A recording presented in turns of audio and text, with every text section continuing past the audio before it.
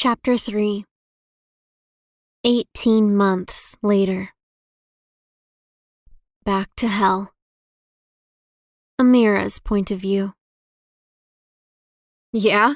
Come at me, bitches, I taunt the twins. You are so dead, Jason yells. Catch me if you can, I squeal, running out of the pack house. I accidentally collide with Luna Anna, though I call her my real mom. This is my genuine family, and for the past year and a half, they have treated me like a daughter and sister. Amira, careful, she scolds. Sorry, Mom, I yell behind my shoulder, running into the woods. The next person I collide with is my brother and soon-to-be alpha, Damon. Whoa, where's the fire, sis? He asks. Damon, help! Jason and Derek are after me! I screech, hiding behind him. You, a white wolf, is scared of two delinquents? Damon asks with a chuckle. He's right. White wolves are the rarest wolves, and they have supernatural abilities that link them directly to the moon goddess. The night I joined this pack and my real family, I shifted and was a white wolf. Apparently, there are only a few other white wolves alive right now. They're threatening to tickle me, I defend myself. Jason and Derek catch up, standing in front of Damon. Hand over the sister, Derek solemnly commands. And what is the offense you are attempting to punish? She ate all the brownies, Jason complains. You idiots! I made those brownies. I had no obligation to share, I yell. As a white wolf, I have a lot of perks. That means a bangin' body and face, crazy smarts, and unmatched fighting skills. Only a few alphas can beat me in a fight, human or wolf form. You ate the entire tray. How do you even do that? Derek says. Easy, I'm a white wolf, I rebuke. Show off. Asshole, I retort. Enough, Damon says. As the alpha here, I believe I've come up with a sentence. What? I squeak. Get her, Damon says. I scream and run away from them. You bastard! I yell back at Damon. In about 5 seconds, he catches up to me, tackles me, and throws me on the ground, tickling me mercilessly. The twins join in and torture me for 5 minutes before finally letting up. I'm giggling uncontrollably and wheezing.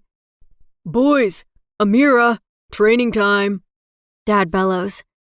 We all stand, and I brush myself off. The boys and I train all of the pack warriors, even the warriors up to decades older than us. There is nobody stronger than us, and nobody as skilled as me. What can I say? White fucking wolf.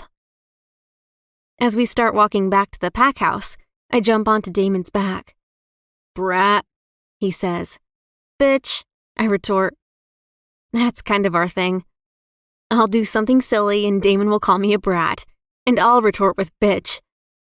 The twins tend to tell me I suck, and my rebuttal to that is, yeah, but at least I fucking swallow. You two are quitters.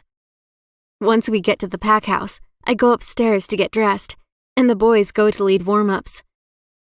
I put on a black sports bra, black shorts, and my new black Nike sneakers. When I head back down, I see that the pack warriors in training are currently running laps around the field in the backyard of the pack house. Are we thinking hand-to-hand combat today? I ask Damon.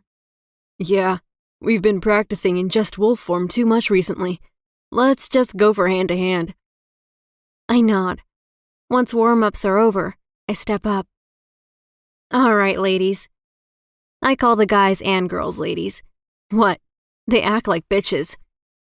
Today we're doing hand-to-hand combat. Find a partner who's in your strength and height range and spar. Why don't you ever spar? A voice from the back calls. Damon snorts. Because she's better than all of you. She's just a 17-year-old girl. How is she better?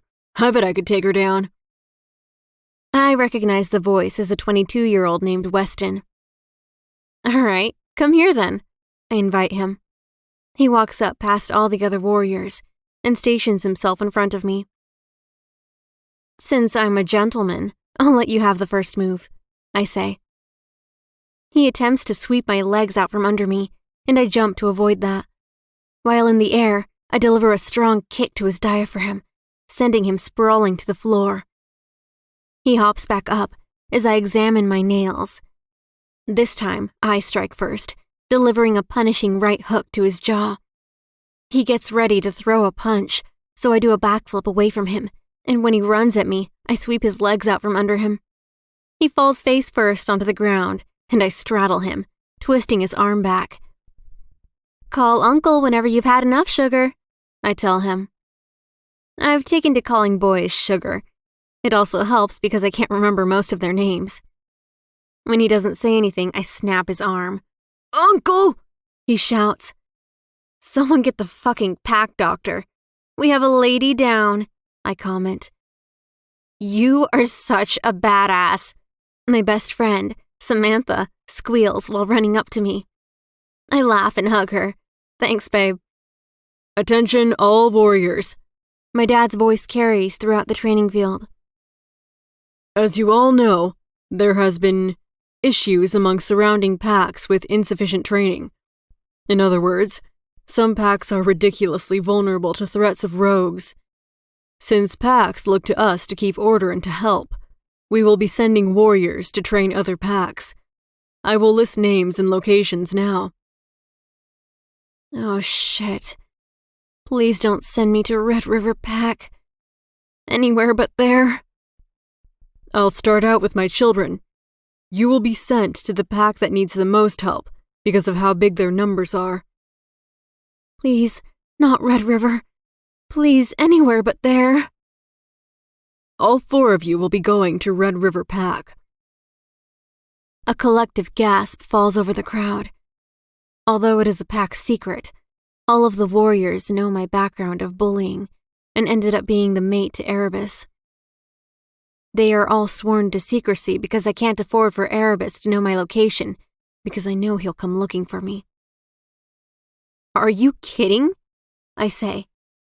"Baby, you're our best, and Red River needs our best," Dad responds. I push down my emotions and nod. "You leave tonight. Go get packing." "Are you fucking kidding me?" I explode before slapping a hand over my mouth.